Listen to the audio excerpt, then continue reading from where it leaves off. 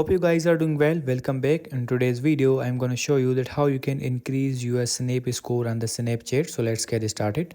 So first of all, what we have to do, simply we have to go to the Snapchat app. I'm going to open it. Now simply we have to go to the chat section. As you can see now, this is the 77, and as you can see now, this is 77, and there's a fire icon, and there's a 49, the fire icon, and the 52 and the fire icon.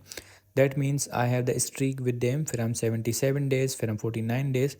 So you have to continue this. I'm going to click on this profile section, and now simply we have to click on this Snap score option. And as you can see now, this the number is mentioned here, 2379 Snaps sent are viewed. I have got this 2379 scores from the Snaps I have sent and the Snaps I have viewed.